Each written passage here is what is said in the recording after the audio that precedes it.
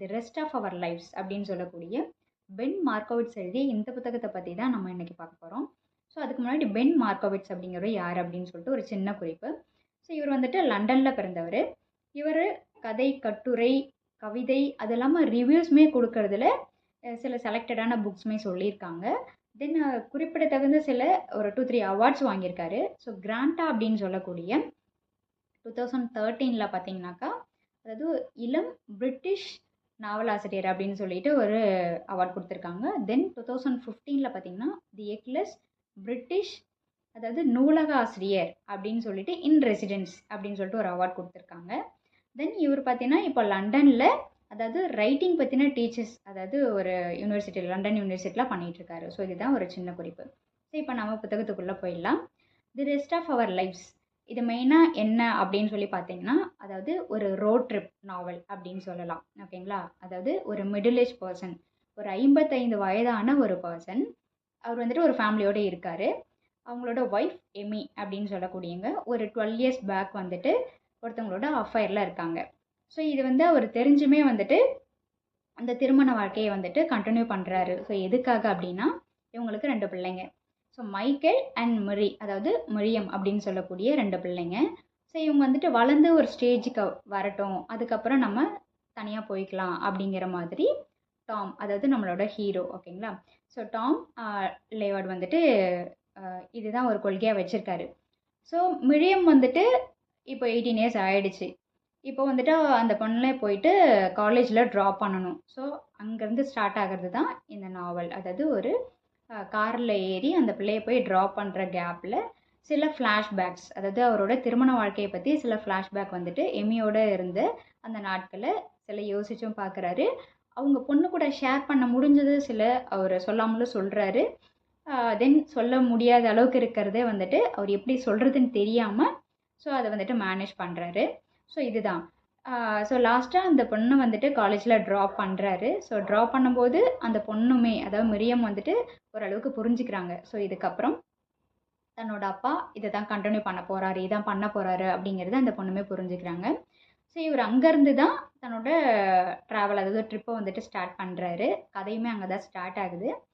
So எப்படி அப்படின்னாக்கா, so இவர் வந்துட்டு ஒரு கோவிட்டில் சிக்கிக்கிட்ட மாதிரியும், இவருக்கு அதனால் கொஞ்சம் நம்ம பாதிப்படைஞ்சிருக்கோம் அப்படிங்கிறது ஒரு ஒரு சைடு இருக்குது. ஸோ அதை மனசில் வச்சுட்டு தென் டிவர்ஸ் பண்ணுற மாதிரி ஒரு ஐடியாவும் இருக்குது. ஸோ இந்த ட்ரிப் வந்துட்டு அவர் கண்டினியூ பண்ணுறப்போ ஸோ நெக்ஸ்ட்டு எங்கே போகிறாரு அப்படிங்கிறது தான் அந்த கதை. ஸோ அவரோட பழைய நண்பர்கள், கல்லூரி நண்பர்கள், தன்னோட எக்ஸ் கேர்ள் ஃப்ரெண்ட், அப்புறம் தன்னோட மகன், அப்புறம் அப்பாவோட ஊர், ஸோ இந்த மாதிரி வந்துட்டு சில பிளேசஸ்லாம் போயிட்டு அவர் விசிட் பண்ணுறாரு. ஸோ அங்கே இருக்கவங்க கூட அவர் கொஞ்சம் மிங்கிளாகி ஸோ அவங்கள புரிஞ்சுக்கிறாரு. ஸோ ஒரு மிடில் ஏஜ் பர்சன் வந்துட்டு எப்படி தன்னை நகர்த்திட்டு போயிட்டு, அதாவது இந்த ஒரு கட்டத்திலேருந்து அடுத்த கட்டம் எப்படி நகர்றாரு, அங்கே இருக்கும்போது சில விஷயங்கள் அவருக்கு உவந்ததாகவும் இருக்குது. அதை எப்படி அவர் மேனேஜ் பண்ணுறாரு அப்படிங்கிறது தான் இந்த கதை வந்துட்டு ஒரு போக்கில் சொல்லிகிட்ருக்காங்க. ஸோ ஃபஸ்ட் ஆஃப் ஆல் போயிட்டு அவர் பார்க்குறவர் அவரோட காலேஜ் ஃப்ரெண்டு. ஸோ அங்கே போயிட்டு மீட் பண்ணுறப்பையும் அங்கே என்ன சொல்லி ஒரு இன்ட்ரோ ஆக்குறாரு அப்படின்னாக்கா, ஸோ அந்த ஃப்ரெண்டே அவங்களுக்கு ரிமைண்ட் பண்ணுறாங்க. ஸோ நீ படிக்கும்போதே வந்துட்டு ரைட்டராக ஆகணும் அப்படிங்கிற மாதிரி சொன்னியே, ஸோ அது என்னாச்சு அப்படின்னு சொல்லி கேட்கும்போது, ஸோ எல்லா இடத்துலையும் அவர் சொல்கிற ஒரே பாயிண்ட்டு, ஆமாம் நான் அதுக்கான நோட்ஸ் தான் எடுக்கிறேன், ஸோ அதுக்கான சர்ச் தான் பண்ணிகிட்ருக்கேன் அப்படின்னு சொல்லிட்டு ஒரு இடத்துலையும் வந்து அவர் ஸ்கிப் பண்ணிடுவார். ஸோ அப்படி எழுதுகிறப்போ என்ன எதை பற்றி அவர் எழுத போகிறாரு அப்படின்னு அவர் அங்கே பாயிண்ட் பண்ணுறாரு அப்படின்னாக்கா, ஸோ பிக்கப் பேஸ்கெட் பால் அப்படின்னு சொல்லக்கூடிய இந்த டைட்டில் தான் இங்கன்னா கடைசி வரைக்கும் இந்த ட்ராவலில் ஒரு 4-5 பேரை சந்திக்கிறாரு. இந்த 4-5 பேருக்கிட்டையும் சொல்கிற ஒரே ஒரு டைட்டில் இந்த டைட்டில் தான். ஓகேங்களா? ஸோ ஃபஸ்ட்டு ஃப்ரெண்டை மீட் பண்ணுறப்போ அங்கே எல்லாருக்குமே ஆனால் ஓரளவுக்கு தெரிஞ்சிருக்கு. ஸோ இவர் வந்துட்டு எம்ஏ வந்துட்டு பிரிய போகிறாரு, இதுதான் பண்ண போகிறாரு அப்படிங்கிறது சிலருக்கு தெரிஞ்சிருக்கு. ஸோ அது மனசில் வச்சுட்டுமே சிலர் கேட்குறாங்க. ஸோ இவருமே அதை வந்துட்டு ஓரளவுக்கு சமாளிக்கிறாரு. ஸோ ஸோ இவர் மீட் பண்ணுற எல்லா பர்சன்ஸுமே வந்துட்டு எப்படின்னா, எல்லாருமே ஃப்ரெண்ட்ஸ் தான். பட் இருந்தாலும் வந்துட்டு அவங்களும் ஃபேமிலியோடு இருப்பாங்க இல்லையா? ஸோ அவங்க வந்துட்டு என்ன நினைப்பாங்கன்னா, ஸோ இவர் எத்தனை நாள் இங்கே இருப்பார், எப்போ கிளம்புவார் அப்படிங்கிற மாதிரி தான் இருக்கும். ஸோ அவங்களுக்குள்ளே ஒரு டாக்லாம் இருக்கும். ஸோ இவர் தனியாக ஒரு ரூமில் இருப்பார். ஸோ அந்த பேச்செல்லாம் இவரோட காதில் விழுற மாதிரி இருக்கும். ஸோ அதையுமே அவர் புரிஞ்சுக்கிட்டு ஸோ நெக்ஸ்ட் டே வந்துட்டு எங்கே போகிறீங்க அப்படின்னு கேட்கும்போது ஸோ ஒவ்வொரு பர்சனாக அவர் சொல்லுவார் ஸோ இங்கே எங்கே போகிறேன் அப்படின்னு சொல்லிட்டு. ஸோ நெக்ஸ்ட்டு அவர் சொல்கிறது என்னென்னா தன்னோட பிரதர் வீட்டுக்கு, அதாவது அவரோட கூட பிறந்த பிரதர் வீட்டுக்கு போகிற மாதிரி சொல்வார். சரி ஓகே, நெக்ஸ்ட் டே வந்துட்டு அவர் அதேமாதிரி ஃப்ரெஷ்அப் ஆகிட்டு தன்னோட பேக் பேக் எல்லாத்தையுமே பண்ணிவிட்டு காரில் ஏறி அடுத்த ட்ரிப் போகிறாரு. ஸோ அப்படி போகும்போது தன்னோட பிரதர் அப்போது அங்கே ஒரு ஃப்ளாஷ்பேக், அதாவது இவர் அங்கங்கே போகிறதே வந்துட்டு காரோட ட்ராவலில் ஃப்ளாஷ்பேக் வரல. ஸோ கார் எடுக்கும்போதே வந்துட்டு அவருக்கு மனசில் ஓடுது. ஸோ பழசெல்லாம் வந்துட்டு அவர் நினைக்கிறாரு. சம்டைம்ஸ் எப்படி கொடுத்துருக்காங்கனாக்கா அவர் நினச்சிட்டே ட்ராவல் பண்ணி போகிற மாதிரியும் கொடுக்கல. ஸோ ரீச் ஆகிட்டு தன்னோட பிரதரை பார்க்குறாரு. ஸோ அப்போ ஒரு ஃப்ளாஷ்பேக்கை கொடுக்குறாங்க. ஸோ ஃப்ளாஷ்பேக்ஸுமே எப்படி இருக்குன்னா தன்னோட ட்ராவலில் ஒரு மாதிரி அது ஒரு தனிப்பட்ட ஒரு நல்ல ஒரு ஃபீலை கொடுக்குற மாதிரி ஸ்டோரி எழுதலை. ஸோ ரீச் ஆகிட்டு அவங்கள சந்திக்கும் போது இப்படி இருந்த மனுஷன் இப்படி ஆயிட்டான் அப்படிங்கிற மாதிரி தான் கதையாசிரியர் எழுதியிருக்காரு. ஸோ இது ஒரு டிஃப்ரெண்ட்டாக இருக்குது. ஸோ நம்ம நினச்சிருப்போம் அப்படி தான். இப்போ ஒரு கார் ட்ரிப்பு அப்படின்னாக்கா ஸோ காரில் போகிறப்ப இந்த மாதிரி இதெல்லாம் தன்னோட பழைய நினைவுகள்லாம் நினைப்பாங்க அப்படின்னு இல்லை. அவரோட மனைவியை பற்றி நினைக்கிறது மட்டும்தான் அந்த கார் ட்ரிப்பில் வந்துட்டு நல்லா ஃபெச் பண்ணி கொடுத்துருக்காரு ஆசிரியர். ஸோ மற்றது எல்லாமே வந்துட்டு மீட் பண்ணிவிட்டு அங்கேருந்து ஃப்ளாஷ்பேக்கை கொடுத்துருக்காங்க. ஸோ அப்படி தான் இப்போ பிரதரை போயிட்டு மீட் பண்ண போகிறோம்னாக்கா அங்கே போய் பார்க் பண்ணுறதுக்கான ஒரு பிளேஸ் அவங்களோட அப்பார்ட்மெண்ட்டில் பார்க்குறப்போ ஸோ அங்கே என்ன நினைக்கிறாருன்னா ஸோ தன்னோட பிரதர் எப்படி இருந்தார், எப்படி வாழ்ந்தார், இப்போ எப்படி இருக்கார் அப்படிங்கிற மாதிரி அந்த பிளேஸு, அவரோட ஒர்க்கு, அவரோட டைமிங்கு, அவங்களோட பிள்ளைங்க அந்த ஸ்கூல் டைமில் போயிட்டு ஓடி போயிட்டு அவங்கள பிக்கப் அண்ட் ட்ராப்பு, ஸோ இப்படி இருந்த மனுஷன் இப்படி இருக்கான் அப்படிங்கிறத அங்கே ஒன்று அவர் நினச்சி பார்ப்பாரு. ஸோ தென் அவர் பிரதரை போயிட்டு வேலையை விட்டு வந்துட்டு இவர் போயிட்டு வீட்டில் அதே மாதிரி வைக்கிறாங்க. நெக்ஸ்ட் டே அதே மாதிரி இவர் என்ன பண்ண போகிற அப்படின்னு சொல்லி கேட்கும்போது ஸோ நான் கொஞ்சம் வெளியில் இப்படி கொஞ்சம் ரிலாக்ஸ் பண்ணிவிட்டு ஸோ நெக்ஸ்ட் வந்துட்டு ஃப்ரெண்டை பார்க்க போகிறேன் அப்படின்னு தான் அவர் சொல்லுவார். ஸோ அவரோட பிரதர் கூட வந்துட்டு நைட்டு ஒரு பார் போகிறாங்க. ஸோ அங்கே போயிட்டு கொஞ்சம் ரிலாக்ஸ் பண்ணிவிட்டு கொஞ்சம் ட்ரிங்க் பண்ணிவிட்டு அங்கே ஒரு பொண்ணை வந்துட்டு சந்திக்கிறாங்க. ஸோ அந்த பொண்ணுமே வந்துட்டு ரொம்ப சுவாரஸ்யமான ஒரு பர்சன்லாம் கிடையாது. பட் எல்லா இடத்துலையுமே எல்லாரையும் மீட் பண்ணுற ஒரு இடத்துலையுமே ஒரு கேர்ள் வராங்க. அதாவது அந்த கேர்ள் பற்றிட்டு அவங்க அந்த கேர்ளை பற்றி அவங்க வர்ணிக்கிற விதம் பார்த்திங்கனாக்கா ஸோ எல்லாருக்குமே காமனான ஒரு விஷயமா இருக்குது. ஸோ அவங்களோட ஹேர் எப்படி இருக்குது, அவங்களோட ட்ரெஸ்ஸிங்ஸ் எப்படி இருக்குது, அவங்க எப்படி இருக்காங்க, அந்த மாதிரி தான் இருக்குது. தென் அங்கே இருந்துட்டு மறுபடியும் இன்னொரு இடம் ட்ராவல் பண்ணுறாங்க. ஸோ நெக்ஸ்ட் வந்துட்டு யாரை போய் பார்க்குறாங்க அப்படின்னாக்கா தன்னோட ஃப்ரெண்டு, அதாவது இன்னொரு ஃப்ரெண்டு. ஸோ இவர் வந்துட்டு இவங்க பேஸ்கெட் பால் வந்துட்டு ரொம்ப பிடிக்கும் இந்த டாம்க்கு. ஸோ அது ரிலேட்டடாக ரொம்ப க்ளோஸான ஒரு ஃப்ரெண்டு. ஸோ அவரை போயிட்டு மீட் பண்ணுறாங்க. ஸோ அவங்களுக்குமே ஒரு ஃபேமிலி இருக்குது, அவங்களுக்கும் குழந்தைங்களும் இருக்காங்க. பட் அந்த பிளேஸ் எப்படி இருக்கும் அப்படின்னாக்கா ஒரு சின்ன வாசல் தான், அதுக்குள்ளே போனால் வீடு. ஸோ அங்கே வந்துட்டு இவங்களுக்கும் 2 குழந்தைங்க இருக்காங்க. இந்த ஃபேமிலி வந்துட்டு பார்த்தீங்கன்னாக்கா கொஞ்சம் ரொம்ப மெச்சோர்டான ஒரு ஃபேமிலி, நல்லா புரிஞ்சிக்கிற ஒரு ஃபேமிலி. ஸோ மற்ற இடத்துல கேட்ட மாதிரி இவங்க ரொம்ப ஆக்வர்டாக ரொம்ப கேட்காம ஸோ எப்போ கிளம்புறீங்க அப்படிலாம் எதுவும் கேட்காம இவங்க அதுக்கு முன்னாடியே என்ன சொல்லுவாங்கனாக்கா ஸோ தன்னோட ஒய்ஃப் கிட்ட ஒரு இன்ட்ரோ கொடுக்குறதே எப்படி சொல்கிறாருன்னா டாம் வந்துட்டு ஒரு 1 வீக் இங்கே ஸ்டே பண்ணுவார், அவர் கொஞ்சம் ரிலாக்ஸ் பண்ணிவிட்டு ஸோ அவருக்கு தேவையான விஷயங்களை எடுத்துகிட்டு அதுக்கப்புறம் இவர் போயிடுவார் அப்படிங்கிற மாதிரி ஒரு இன்ட்ரோ கொடுப்பாங்க. ஸோ இது வந்து ஒரு மெச்சோர்டான ஒரு ஃப்ரெண்ட்ஷிப்பாக இருக்கும் இங்கே. ஸோ அவங்க ஒய்ஃப்மே வந்துட்டு அதை புரிஞ்சுக்குவாங்க. ஸோ அதே மாதிரி இவங்ககிட்டையுமே நல்ல ஒரு பழக்கம் இருக்கும் இவங்கக்கிட்ட. ஸோ அங்கேருந்து லீவ் ஆகும்போது சேம் அதே தான். இங்கேயும் அவர் என்ன சொல்வார் அப்படின்னாக்கா ஸோ ஒரு பேஸ்கெட் பால் பற்றின ஒரு ஸ்டோரி தான் நான் எழுத போகிறேன் அப்படிங்கிற மாதிரி சொல்வார். இவர் எதுக்கு எல்லா இடத்துலையும் இந்த பேஸ்கெட் பால் பற்றியே இங்கே இன்க்ளூட் பண்ணுறாங்க, பட் கடைசி வரைக்குமே எல்லாருக்கிட்டையுமே அந்த பேஸ்கெட் பால் பற்றி இருக்குமே தவிர ஸோ அதை அவர் எழுதினாரா இல்லையா அப்படிங்கிறத ஒரு சஸ்பென்ஸ்லேயே வச்சுட்ருப்பாங்க. ஸோ அது இந்த கதையிலே கிடையாது. So just pick up basketball அப்படிங்கிறது ஒரு டைட்டில் மட்டும்தான். ஓகேங்களா? ஸோ இந்த ஃப்ரெண்டை வந்துட்டு மீட் பண்ணி முடிச்சுட்டு நெக்ஸ்ட்டு எங்கே போகிறாரு அப்படின்னு சொல்கிறப்போ ஸோ இந்த ஃப்ரெண்டுக்கும் இவர் மீட் பண்ண போகிற நெக்ஸ்ட்டு அவங்களுக்கும் ஒரு கனெக்ஷன் இருக்கும். ஸோ எல்லா இடத்துலையுமே அப்படி தான். ஒரு இடத்துலேருந்து இன்னொரு இடம் போகிறப்ப எல்லாருமே அங்கங்கே கனெக்ட் ஆகிற மாதிரி தான் இருப்பாங்க அந்த பீப்புள்ஸ். ஸோ இவர் வந்துட்டு இவருடைய டாமோட கேர்ள் ஃப்ரெண்ட், அதாவது எக்ஸ் கேர்ள் ஃப்ரெண்ட் இருக்காங்க இல்லையா, ஸோ அவங்க வந்துட்டு ஸோ இவங்களுக்கும் கொஞ்சம் அஃபைர் இருந்த மாதிரியும் ஒரு கனெக்ஷன் காமிப்பாங்க. ஸோ லைட்டாக அது கதையில் சொல்லுவாங்க. ரொம்ப டெப்த்தாக சொல்லியிருக்க மாட்டாங்க. ஸோ அது 2 பேருமே புரிஞ்சுக்கிட்டு அதை அண்டர்ஸ்டாண்ட் பண்ணிட்டு கடந்து போகிற மாதிரி இருக்கும். ஸோ அங்கே வந்துட்டு அவங்க டாமோட எக்ஸ் கேர்ள் ஃப்ரெண்ட் இருக்காங்க இல்லையா, அதாவது முன்னாள் காதலி, அவங்கள பற்றிட்டு சில டீட்டெயில்ஸ் எல்லாம் இந்த ஃப்ரெண்டு சொல்லுவார். அதாவது அந்த பொண்ணு இன்னும் மேரேஜ் பண்ணிக்கல. பட் ஆனால் ஒரு குழந்தை தேவைப்படுது அப்படிங்கிறதுனால என்ன பண்ணுவாங்கனாக்கா, அது அந்த ஸ்பெர்ம் இது பண்ணி குழந்தை பெற்றுப்பாங்க இல்லையா, ஸோ அந்த மாதிரி ஒரு குழந்தை, அதாவது ஒரு மகள் எடுத்து அவங்க பண்ணிகிட்ருக்காங்க. இப்போ அவள் நல்லா தான் இருக்கா அப்படிங்கிற மாதிரி இந்த ஃப்ரெண்டு வந்துட்டு ஒரு டீட்டெயில் கொடுப்பாங்க. ஸோ இதுக்காக என்ன பண்ணுவாருனாக்கா, இவர் நெக்ஸ்ட்டு வந்துட்டு அந்த பொண்ணை போயிட்டு பார்ப்பாங்க. ஸோ அந்த பொண்ணு பேர் ஜில் அப்படின்னு சொல்லக்கூடிய அந்த ஃப்ரெண்டை போயிட்டு இவர் டாம் பார்ப்பாரு. ஸோ அங்கேயுமே வந்துட்டு எப்படி இருக்கும்னாக்கா, ஸோ ஜில் முன்னாடி எப்படி இருந்தாங்க, இப்போ எப்படி இருக்காங்க. ஸோ அந்த குழந்தை இப்போ வளர்ந்து ஒரு ஒரு ஏஜில் இருக்கும். ஸோ அந்த பிள்ளை எப்படி இருக்குது அப்படிங்கிற மாதிரியெல்லாம் கதையில் கொஞ்சம் மேலோட்டமாக சொல்லியிருப்பாங்க. பட் 2 பேருக்குமான உறவு வந்துட்டு மறுபடியும் அது கண்டினியூ ஆகிற மாதிரியும் கொடுக்க மாட்டாங்க. அதே மாதிரி ரொம்ப அவாய்ட் பண்ணுற மாதிரியும் கொடுக்க மாட்டாங்க. ஒரு மெச்சூர்டான ஒரு லெவலில் வந்துட்டு அவங்க பேசி, பட் அந்த லவ் இருக்கும். பட் அவங்க பேசி ஒரு மாதிரி அதை ஹேண்டில் பண்ணுற விதம் ரொம்ப அழகாக கொடுத்துருப்பாங்க. ஸோ எழுத்தாளர் இந்த மாதிரி விஷயங்களை வந்துட்டு ரொம்ப அழகாக வந்துட்டு ஹேண்டில் பண்ணியிருக்காரு. அது நம்ம பாயிண்ட் அவுட் பண்ணக்கூடிய ஒரு விஷயம். அப்போது ஜில் வந்துட்டு இவர் அதே மாதிரி கொஞ்சம் இது பண்ணுவாங்க, ரொம்ப ப்ரொடெக்ட் பண்ணுற மாதிரி இருக்கும். அதாவது அவர் போயிட்டு ஸ்விம்மிங் பூலில் போயிட்டு இது பண்ணும்போதெல்லாம் ரொம்ப கேர்ஃபுல்லாக அந்த மாதிரிலாம் பண்ணுவாங்க. ஸோ அப்போ வந்துட்டு அவர் சொல்வார், எனக்கு இந்த மாதிரி சில ப்ராப்ளம்ஸ் இருக்குது, இந்த மாதிரி இஷ்யூஸ் இருக்குது, நான் கோவிட்டில் இந்த மாதிரி பாதிக்கப்பட்டிருக்கேன் அப்படிங்கிற விஷயங்களை அவர் சொல்வார்.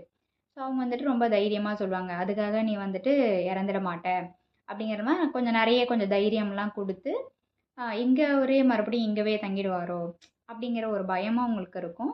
ஸோ அதுவுமே அவர் புரிஞ்சுக்கிட்டு, ஸோ நெக்ஸ்ட்டு இப்போ நீங்கள் வேறு எங்கே போகிற மாதிரி பிளான் இருக்குது அப்படின்னு சொல்லிட்டு ஜில்மே கேட்பாங்க.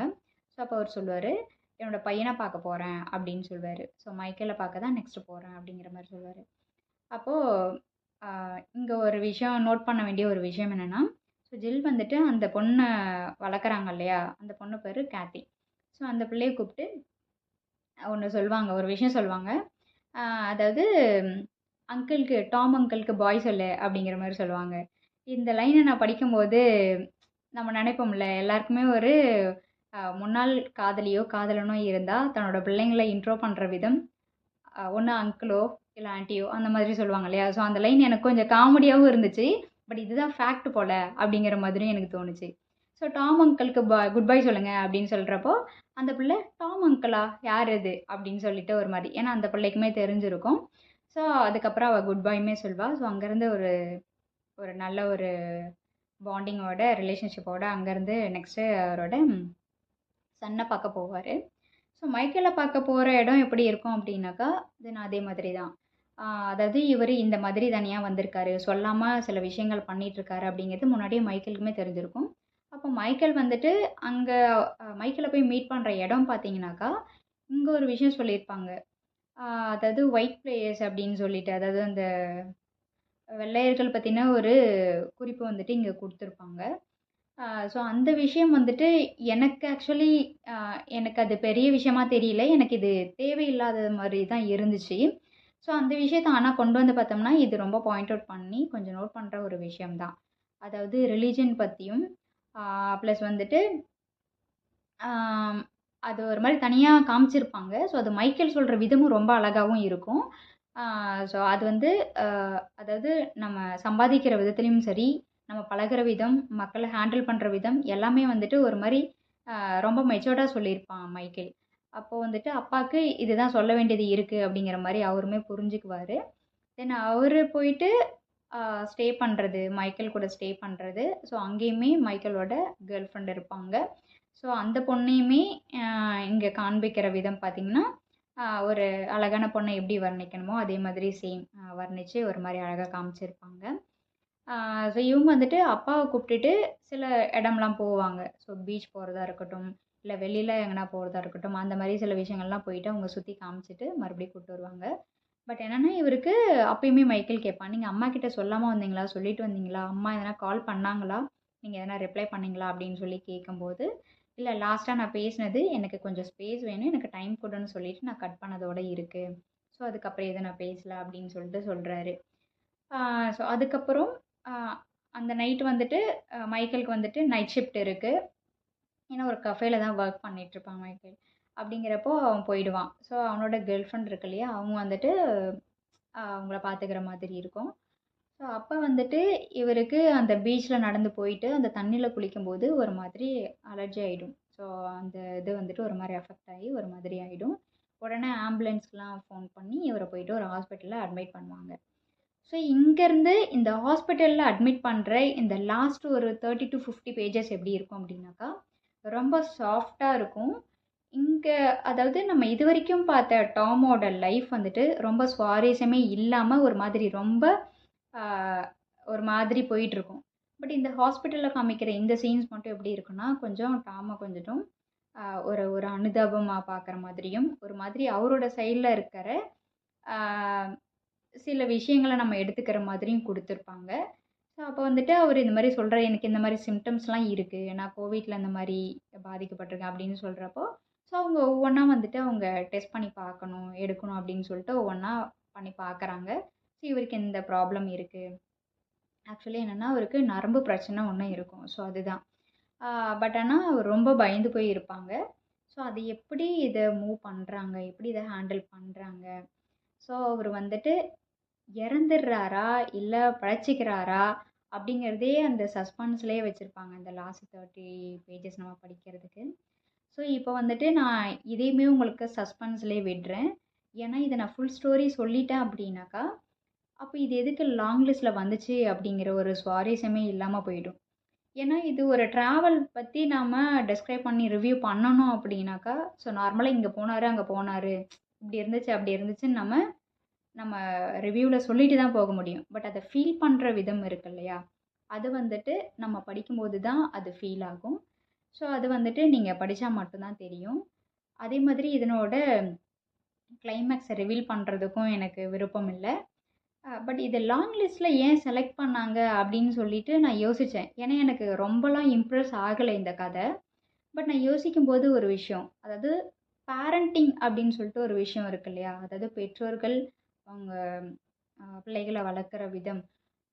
ஸோ இது வந்துட்டு டிவோர்ஸ் பண்ணுறது ஒரு 12 இயர்ஸ் முன்னாடி இருக்கிற ஒரு அஃபேர் தெரிஞ்சும் ஒரு மனுஷன் வந்துட்டு இத்தனை வருஷம் கூட வாழ்ந்துட்டு வராங்க அப்படிங்கிறது வந்துட்டு, அது வாழ்ந்துட்டு வராங்க அப்படிங்கிறத விட அவங்களுக்கு உள்ளுக்குள்ளே அந்த ஒரு ஃபீல்டில் தானே அவங்க வாழ்ந்துட்டு வந்திருப்பாங்க அப்படிங்கிற மாதிரி இதில் சொல்கிற ஒரு விதம் இருக்கு இல்லையா, அதை நம்ம யோசிக்கணும். அதே மாதிரி அதை வாழ்ந்துட்டும் ஒரு கட்டத்துக்கு மேலே நம்ம போகலாம் அப்படின்னு நகர்றாங்க இல்லையா, ஸோ அது ஒரு விஷயம் இருக்குது. அது வந்து பிள்ளைங்களும் எப்படி அதை மெச்சோர்டாக எடுத்துக்கிறாங்க, அதுக்கு ஓகேன்ற மாதிரி நினைக்கிறாங்க அப்படிங்கிறதும் நம்ம பார்க்கணும். தென் இதில் பார்த்திங்கன்னா அந்த எக்ஸ் கேர்ள் ஃப்ரெண்ட் அந்த ஜில்னு ஒரு கேரக்டர் சொன்னாங்க இல்லையா, அந்த கேரக்டர் பார்த்திங்கனாக்கா, ஸோ அவரோட ஃப்ரெண்டுக்கு அதே மாதிரி ஒரு அஃபைர் இருக்கும்போது இவர் அதுவுமே வந்துட்டு பிரேக்கப் பண்ணும்போது இது ஒரு விஷயம் இருக்கும். அதாவது இன்னொருத்தவங்களோட அஃபைர் இருக்குது அப்படிங்கிற மாதிரி சொல்லி தான் அவர் மனசில் நினச்சிக்கிட்டு அந்த பிள்ளைய வந்துட்டு ஒரு அவாய்ட் பண்ணுவார். பட் அது வந்து கிளாரிஃபை பண்ணுற ஒரு இடம் வரும். அதாவது ஒரு ஃப்ரெண்டை மீட் பண்ணுறப்போ அந்த இடத்துல தானே சொல்லுவாங்க, இந்த பிள்ளை வந்துட்டு கல்யாணம் பண்ணிக்கல, பட் ஒரு பிள்ளைய வந்துட்டு இந்த மாதிரி ஸ்பெர்ம் மூலயமா எடுத்துகிட்டு பண்ணிகிட்ருக்காங்க அப்படின்னு தெரிய வரும்போது அப்பயுமே ஒரு விஷயம் அவங்க கிளாரிஃபை பண்ணுறாங்க. ஸோ நான் வந்துட்டு ஜில் கூட ஐ மீன் அந்த ரிலேஷன்ஷிப்பை எப்படி அவங்க சொல்கிறாங்க அப்படின்னா, ரொம்ப தெளிவாக இருக்கும். ஒரு மாதிரி அந்த ரிலேஷன்ஷிப் வந்துட்டு ரொம்ப எப்படி சொல்கிறது, ரொம்ப ஆக்வர்டாக இல்லாமல் நல்ல ஒரு மெச்சூர்டான ஒரு ரிலேஷன்ஷிப்பாக தான் அவங்க சொல்லியிருப்பாங்க. ஸோ அந்த இடம்லாம் ரொம்ப அழகாக இருக்கும். ஸோ அவர் வந்து அந்த இடத்துல அடுத்த ட்ராவல் பண்ணுறப்பே அடுத்த ட்ரிப்பு போகிறப்பே அவர் என்ன பண்ணுவார்னா, அந்த தாட்டை வந்துட்டு அவர் அசை போடுவார். அசை போட்டு இது தப்பா இல்லையா ரைட்டா அப்படிங்கிற மாதிரி அங்கேயே ஒரு முடிவுக்கு வருவார். ஸோ அந்த மாதிரி ஒரு ஒரு இடத்துலையும் போயிட்டு மனுஷங்களை சந்திச்சுட்டு அவர் கடந்து போகிறப்ப அங்கங்கேருந்து ஒரு ஒரு விஷயத்தை எடுத்துப்பாங்க. ஸோ அதை அசை போடுவார். ஸோ அந்த தாட்ஸை வந்துட்டு நினச்சி எது இதெல்லாம் அவர் கரெக்ட் பண்ணிக்க முடியுமோ அது எல்லாமே கரெக்ட் பண்ணிப்பார். ஸோ இந்த ட்ராவலில் இது ஒரு விஷயம் நம்ம நோட் பண்ண வேண்டியது. ப்ளஸ் ரிலீஜியன் பார்த்தியுமே இதில் அதே மாதிரி ஒரு நல்லதாக சொல்லியிருப்பாங்க. அதையுமே நம்ம பார்க்கணும். தென் அதாவது ஒரு பெண்ணை முன்ன வச்சுக்கிட்டு ஒரு நாவலை இவ்வளோ தூரம் எழுதியிருக்காரு ஒரு ஆண் எழுத்தாளர் அப்படின்னு இது ஒரு விஷயம் நம்ம பார்க்க வேண்டியது இருக்குது. ஸோ அந்த விஷயத்தில் பென் மார்க்கோவிட்ஸ் வந்துட்டு நல்ல ஒரு எழுத்தாளர், நல்லா எழுதியிருக்காரு. அது எனக்கு ரொம்ப பிடிச்சிருந்துச்சு. ஸோ இது லாங் லிஸ்ட்டில் கண்டிப்பாக ஐ மீன் இது செலக்ட் ஆகிறதுக்கான நிறைய வாய்ப்புகள் இருக்குது. பட் இருந்தாலும் கொஞ்சம் வாய்ப்பு கம்மியாக இருக்கிற மாதிரியும் எனக்கு தோணுது. பட் பார்க்கலாம். ஸோ ஓரளவுக்கு சொல்லியிருக்கேன் இந்த ஸ்டோரியை. பட் ஃபுல்லாக ரிவீல் பண்ணுறதுக்கு எனக்கு விருப்பம் இல்லை. ஏன்னா நம்ம புக்கை படிக்கணும் இல்லையா? அதனால தான்.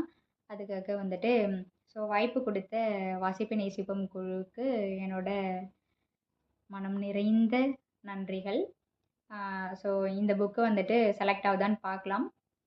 நிறைய பேர் சொல்லியிருக்காங்க. பட் ரோட் ட்ரிப் நாவல் அப்படின்னு சொல்லிட்டு இது நிறைய பேருக்கு பிடிச்சிருக்கு. பட் எல்லாருமே சொல்லியிருக்காங்க இது செலக்ட் ஆகிறதுக்கான வாய்ப்பு இருக்குது அப்படின்னு சொல்லிட்டு. சரி பார்ப்போம். செலக்ட் ஆனால் ஓகே அப்படிங்கிற மாதிரி இருக்குது. So thank you so much for this opportunity.